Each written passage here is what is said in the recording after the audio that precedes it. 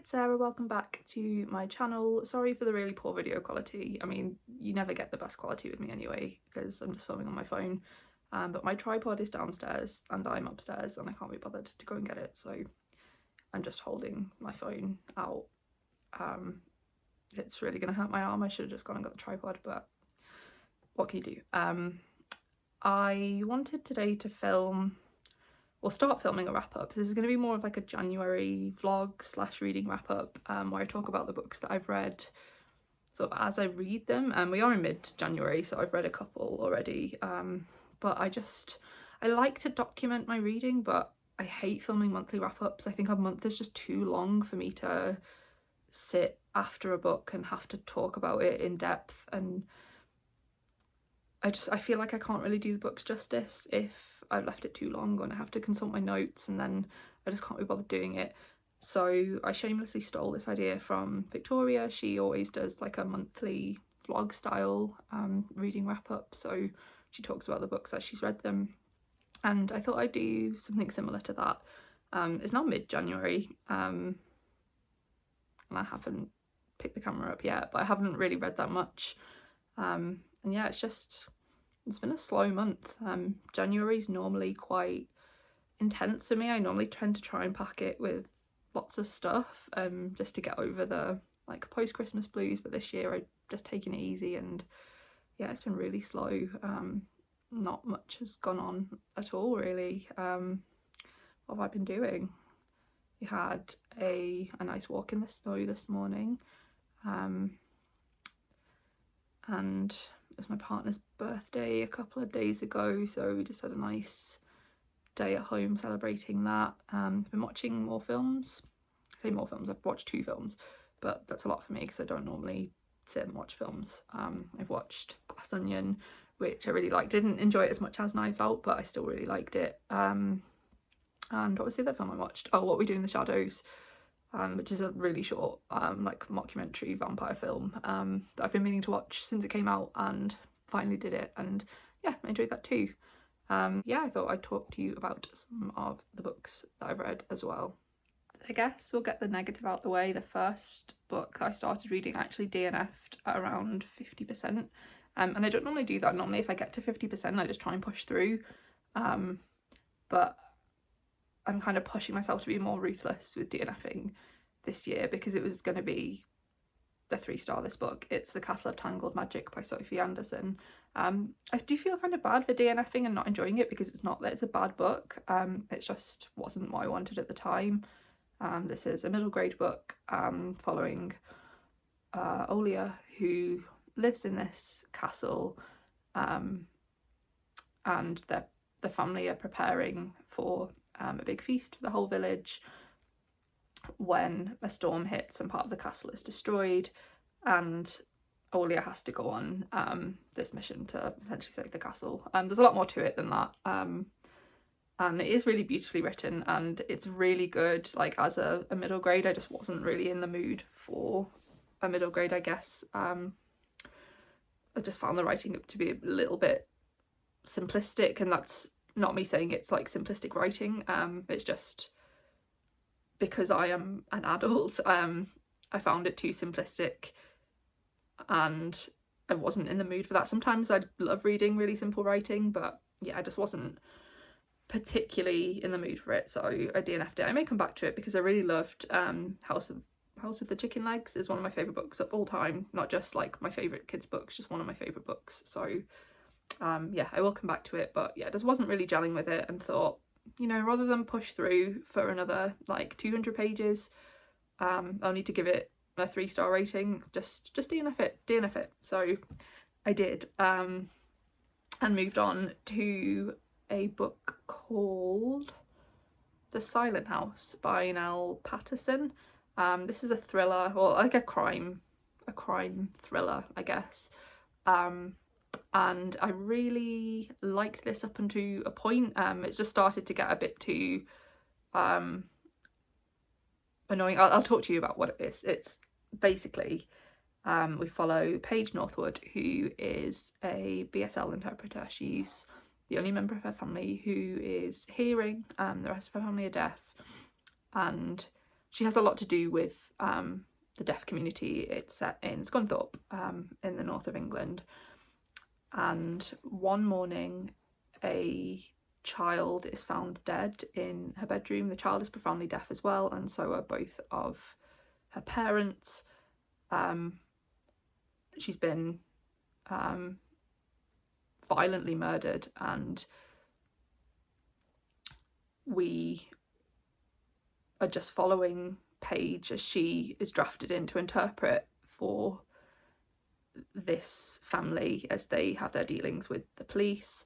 But it's a very insular, and I don't want to say insular, insula's not the right word because it's quite, sounds like quite negative, but the community is very tight-knit because there aren't many people who are able to communicate with deaf people because they don't know BSL.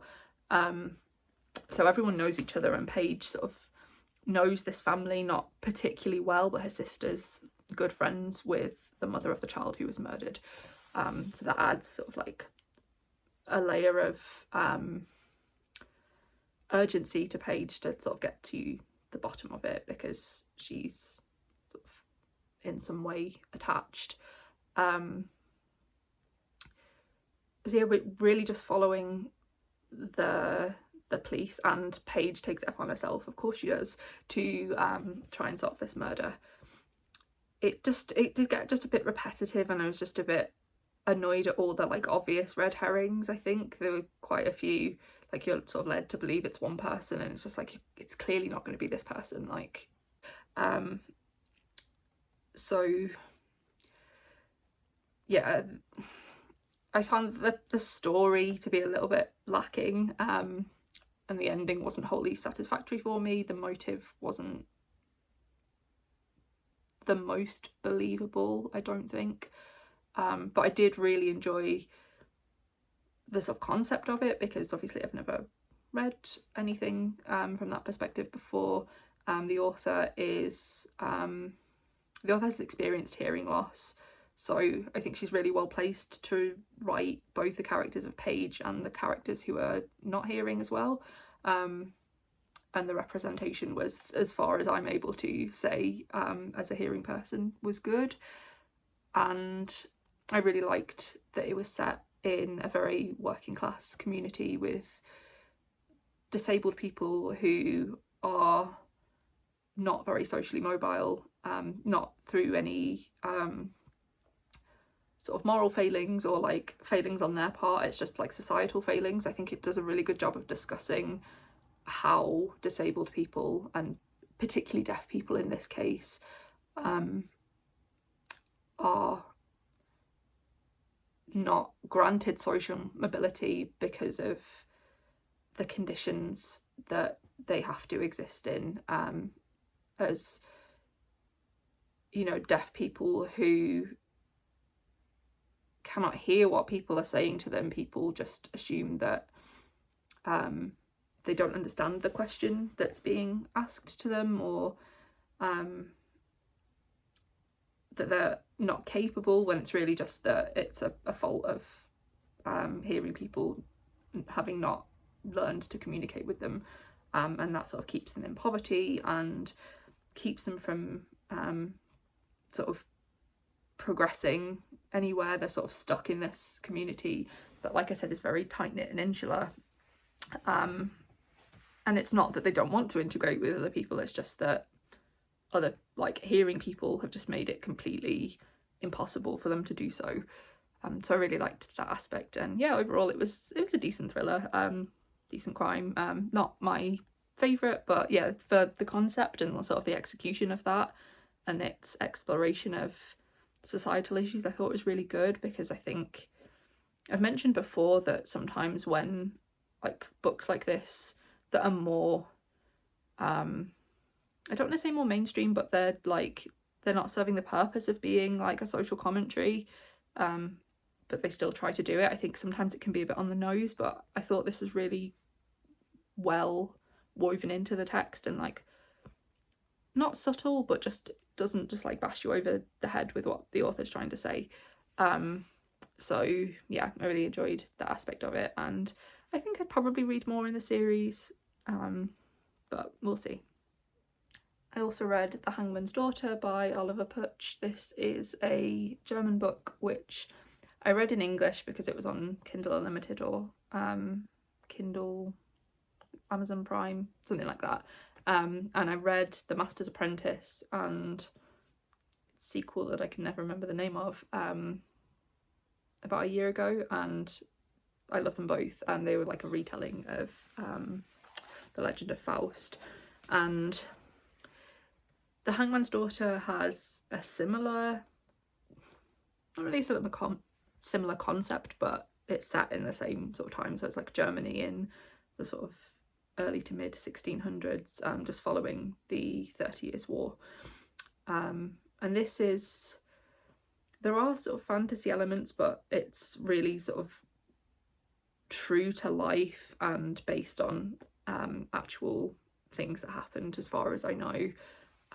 It's a historical crime novel where we follow the hangman, who is called Jakob, and he's from a dynasty of hangmen in Schongau, the town that he is from. The family is, he's respected as a person, but he's very feared as well, and it's seen as a dishonourable profession, so people don't really want a lot to do with him.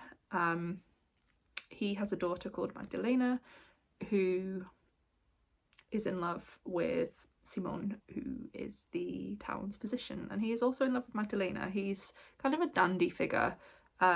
He's travelled around a lot because of the war, and has some quite modern thinking, I would say. Like, a lot of people refer to him as a quack because he uses like actual medicine rather than just like sort of relying on like magic and like smelling people's piss to diagnose things. And yeah, he's in love with Magdalena. He's a great character because he doesn't really care what people think, but his father is very sort of on his back and just saying, don't get involved with this like newfangled medicine, don't get involved with the hangman, she's dishonourable, you'll be sort of ousted from the town if you marry her because she's a wench, essentially. So that's sort of the backdrop of the story. And then one day a child is found very brutally murdered in the river, and instantly suspicions are cast towards the town's midwife Martha, who is suspected of being a witch. And slowly some children who were all orphans start to go missing. Some are found dead, some just stay missing, and the people of the town believe that Martha is a witch and she has summoned the devil who has been sighted around town. And yeah, it's just the hangman getting to the bottom of that, because he's also very into sort of modern medicine, and people come to him as well for cures to their ailments. He has a very close bond with Martha and doesn't believe that she is a witch, and is worried that if she is killed, then this witch hunt is going to spiral out of control, like the last time there was a witch hunt in Germany, on a mass scale at least. So yeah, that's just like the backdrop, and the hangman sort of, along with Simon and Magdalena to an extent, are just out to solve the mystery of why these children have been killed, who did it, and who is this mysterious devil-like figure, because Jakob and Simon don't believe in the occult. They don't think that this is actually the devil, and they just want to get to the bottom of it. I found this, like, I enjoyed it. It wasn't bad. I didn't really like the translation. I thought it was a bit clunky. Maybe I wouldn't have noticed if I didn't speak German, but when I was reading it, it was just like, oh, I can see exactly what this sentence would have been in German, and it doesn't really work in that word order, or that particular word doesn't work in English. so I think I would read it in German next time, like if I carried on with the series. And it did rely a little bit on sort of tired tropes about disability. So this devil figure has a scar, of course he does, he has a limp, of course he does, and he has something wrong with his hand, because of course he does. And this isn't me saying that I think disabled people can't ever be cast as the bad character, because I don't think that's the case at all, but in this case it seemed very much like his injuries were sort of like a punishment for the bad things that he'd done. So he became disabled because he was a bad person, and wasn't a huge fan of that. It certainly wasn't the worst representation of disability I've ever come across, because there's some stiff competition, but yeah, it wasn't my favourite. This book was written about 15 years ago, so like there is that, but yeah, enjoyed it and would maybe continue with the series, but it was a disappointment following on from The Master's Apprentice, which is one of my favourite books of all time, and now I just really want to read that again. So that's The Hangman's Daughter. I thought I'd briefly just mention the books that I'm in the middle of as well. One is, of course, The Books of Jacob, because when am I not in the middle of this? It's sort of a bit of a running joke at the moment. This is a historical fiction set in the 18th century in what's now Poland, and I couldn't tell you much more than that, to be honest, because I'm not very far through, and it's just a lot of exposition at this point. It's beautifully written, and it's not a bad thing that there's a lot of exposition, because like it's a huge book, like there's obviously going to be that, but yeah, I don't feel particularly qualified to talk about that one yet. And I'm also reading The Secret Garden by Frances Hodgson Burnett. I have a very I find this hard to read. I'm reading this for a research project, it's not for fun, but I thought I'd mention it anyway, because this is one of my favourite books as a child, and as an adult, like with a lot of classics, it doesn't hold up, and it has very poor representation of disability, and sees disability really as something to be overcome. Yeah, I don't like that, but when it's not being racist and ableist, it's very cozy, but when it is being racist and ableist, it's being really racist and ableist. So I think that's just like part and parcel of reading classics, like you're going to come across stuff like that, but it doesn't make it any less hard to read. But I am going to power through that one, because like I said, it is for a research project. So yeah, that's what I've read so far and what I'm reading at the moment, and I will have a further update for you later on in the month, hopefully.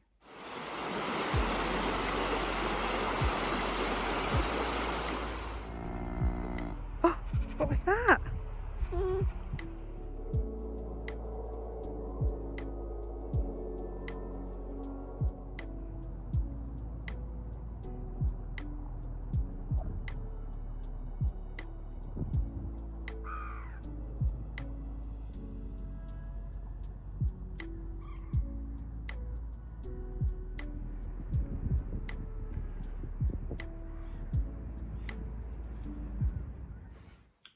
So everything about this setup sucks. The lighting, just the like general messy background, it sucks. I'm sorry, but I need to do this update now. I'm in a hotel just for pleasure. I had some booking credit that I wanted to use up and just enjoy a night to myself, so I'm doing that. I'm in Stirling, and yeah, enjoying it. I've just been lying in bed like a troll all night, and have a meeting in about an hour, so I'm gonna speed through this update and get it added to the vlog.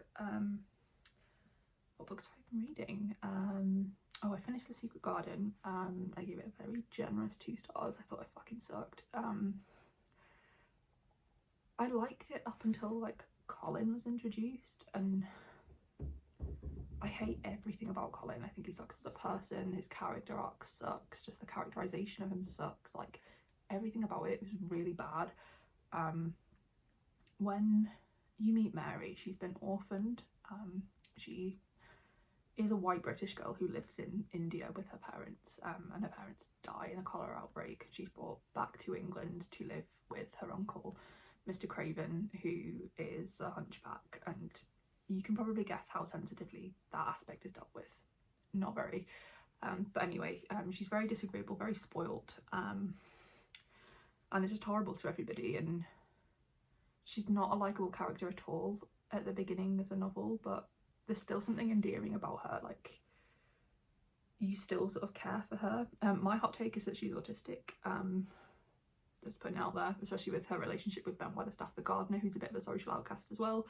I would argue that they're both autistic characters, and I really identified with the character of Mary. I thought she was endearing, and I think her, like, the arc of her characterization was done really well. That she's very disagreeable and unlikable at the start, but as the novel progresses that changes and she starts to see a different perspective and just becomes a very likable person. But that element of likability was always there, even at her most despicable moments. And with Colin, who is the son of Mr. Craven, who Mary goes to live with, he's kept locked away in a room. He's an orphan, like, well, no, he's not an orphan, his mum died, so he has that in common with Mary. He is bedbound for the large part, and he's just frequently called, like, the invalid, and everyone thinks he's, like, half-witted, and it's awful. Like, you can sort of, like, I don't know, like, I could read it and just be like, that's awful, but I also go into it with the knowledge that it's a product of its time, and that it's not necessarily unfair, but, like, I don't judge it to the same standards that I would judge a novel that came out last year, just because it's pointless to do that. But yeah, that's really bad and, like, really not pleasant to read about. And he's an awful character. He's horrible to everybody. Nobody likes him, nobody wants to spend time with him. He is convinced he's going to die, and everyone is just like, well, I wish he would, he's really annoying. Basically, he's just horrible to everybody, and there's not that element of likability with him. Like, he's just a horrible character from the start, and he continues to be a horrible character in my opinion until the end. It just didn't gel with his character at all, and I don't know if that's because I was influenced by sort of the knowledge that we're going to get this story of him being, like, bedbound and disabled and this, like, pitiable character, and he's gonna find friendship and find love, and he's gonna become a good person, and then he'll be able to walk, and then he won't be disabled anymore. And he's not, like, he's only bedbound because he's disagreeable and he doesn't try, and it's just horrible. Like, everything about it is horrible. So I don't know if I was just influenced by that, but yeah, I found myself really skim reading it once we got to Colin and his involvement with Mary and her friend Dickon, who come across this secret garden, as the title suggests. I loved their story. I loved reading about Mary and Dickon and Martha, Mary's servant. I really loved that aspect of the story, but as soon as Colin was introduced, it really lost me, and I just found myself skimming through it and just being really annoyed. And yeah, I just think, while I can understand that the portrayal of disability is sort of what you would expect from a novel that was written in the early 1900s, I don't think attitudes have changed all that much to it, and I don't think a lot of people would read it and respond to that in a critical manner. I think people would be like, oh, what a lovely story, he wasn't able to walk and then he found friendship and then he could walk. And I don't think we're at that point with disability justice where we can look back at that and just be like, oh, well, that's really bad, and glad that doesn't happen anymore, because it is still happening. That's still a view that people have of disabled people as something to be pitied, and I just, yeah, it just wasn't for me. I loved the first sort of 10 chapters or so, and then it just really lost me, and not a book that I would recommend to anybody really. I'd feel especially upset if my child was reading it, because that's not, like, I don't want him to read that and like he'd identify with the character of Colin, because Colin is the disabled character, and I would hate for him to read a representation of himself like that, just as I would be horrified if an able-bodied child of mine was reading that kind of portrayal of disability, because it's just not challenged, and yeah, I didn't like that aspect at all, and it really ruined what could have been a 5-star book for me. I've also read The Crucible by Arthur Miller. I have a really battered copy here, and this is the reason I'm in Stirling. I went to see the National Theatre Live production of this. It wasn't showing in a cinema close to me at a time I could go, so I thought I'd just combine my visit to Stirling with seeing this in the cinema. I love this play. I read it first when I did my GCSEs, like a lot of people in England and Wales did. This is a play about Salem witch trials and the hysteria that ultimately culminated in the hanging of lots and lots of innocent women who were accused of witchcraft, and it really mirrors the time that Arthur Miller was writing, the peak of McCarthyism in the US, where people were persecuted for being suspected communists, and there's like really sort of obvious parallels between that. But yeah, I thought it was really, the play is really well written. The production I saw, the National Theatre Live, was incredible. It just was really affecting, and the acting was just so good. I loved every second of it. But yeah, the play itself is incredible as well. There's this real momentum to it, so there's not really a boring element of this. It just like builds and builds and builds and builds and builds until you reach this like awful climax, and I thought the play really captured that. It was just like constant and just this like real portrayal of like hysteria, and yeah, I loved it. Then I think I'll just mention the books that I'm currently reading. This one is Room for One's Own by Virginia Woolf. I'm reading this for uni as part of my research project on my dissertation. I'm reading it for dissertation research. I don't often mention the books I'm reading for uni because a lot of them are just very niche to like my particular research interests, but I thought this is like a more general interest book, so I've only read a chapter of this so far. This is just Virginia Woolf's argument that women have been kept out of the literary sphere for centuries because they're not afforded a room of their own, and they're not afforded the provisions to do that, and it's not because they're inferior writers and they don't have anything to say. It's just like a social immobility essentially. So I'm interested to read this because it's really influenced one of the texts in particular that I'm discussing in my dissertation. Yeah, really interested to read this essay in its entirety, and this one includes 3 guineas as well, which is like a an exploration of fascism as well, and how fascism and feminism intersect. I think that's my understanding of it, and I'd be really interested to read that as well. So I won't finish this month because I'm not really reading it for pleasure. I'm just like picking it up like as and when I'm doing my dissertation work. So there's that. I'm listening to the audio of When We Were Orphans by Kazuo Ishiguro. I've read Never Let Me Go, which I loved, and Remains of the Day, which I thought was really boring and overhyped, and I love boring books. So yeah, I didn't like that, but this, When We Were Orphans, it's heading towards a 5-star read. I'll talk about it more when I've wrapped it up, I think, because yeah, I don't normally listen to fiction on audio either, but I'm just really captivated by this. And yeah, that's all that I'm reading. Oh, I'm reading the address book by Deirdre Mask? Deirdre Mask, is that her name? I'm not sure. That's a non-fiction book about street addresses and there are implications on like class and race and a whole load of stuff. It sounds really boring. It's a non-fiction, obviously, but I'm really enjoying it so far. It's really immersive. I think her writing's beautiful and you're really transported to wherever in the world she's taking you. Like, you feel like you're there with her. Yeah, I'm enjoying it. I don't think I'll finish that this month either, just because I'm starting to feel a bit fatigued reading it.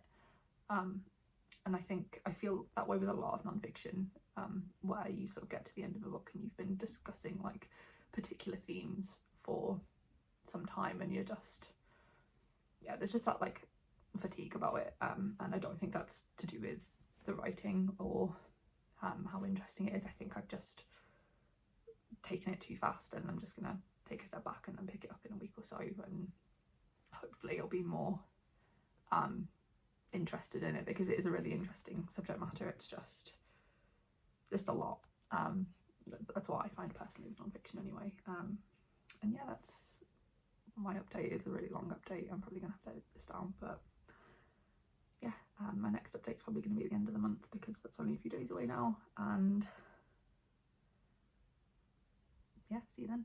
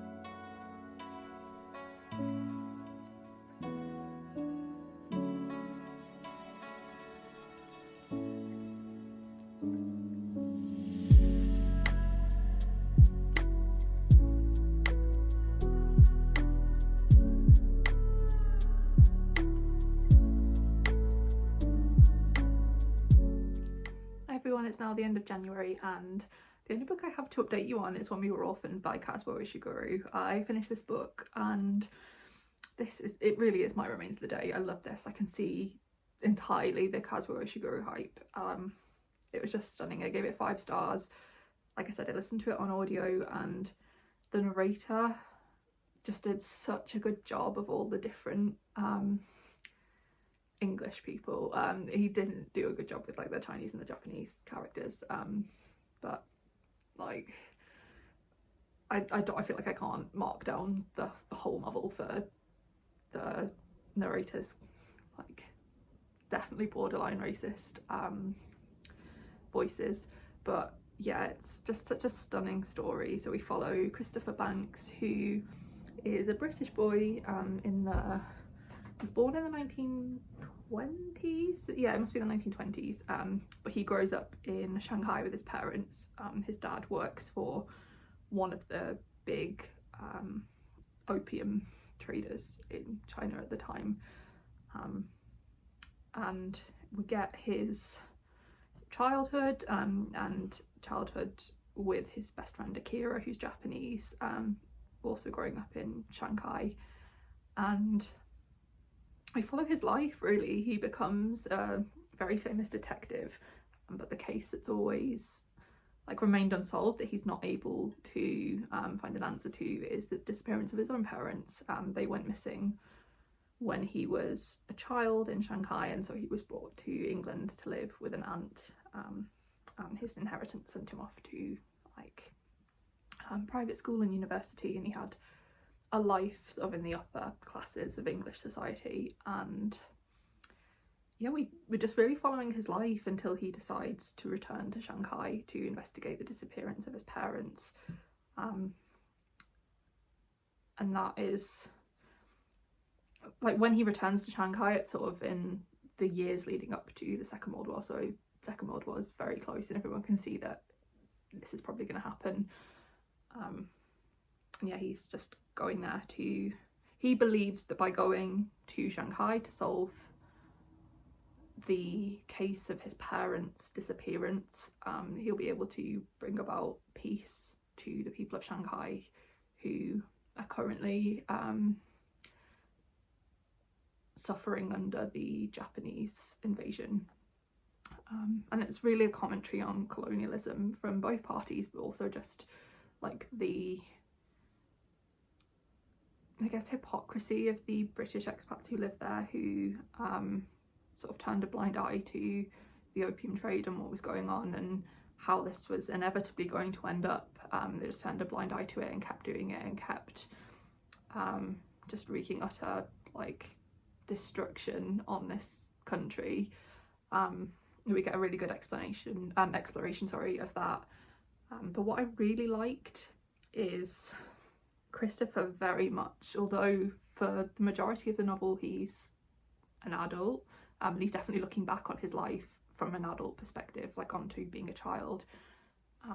We never get the intricacies of his cases. He talks about, oh, when I solved like this affair, or like I met this person after this case, and we never get the intricacies of that case. Like his process of solving them is never explained, and we're very much relying on Christopher's own perceptions of the world around him, which he openly admits at the start of the novel and throughout, that his memory is very hazy, or he doesn't quite remember things, and he's very unreliable and quite unlikable at times. Like he's very forceful, and just hell-bent on solving the case of his parents at like the expense of everything else. Like everyone else is just collateral to him. He's so focused on solving this particular case, and he has a very childlike quality about him. He never seems to grow out of childhood. He looks at everything with a very naive, two-dimensional kind of view, and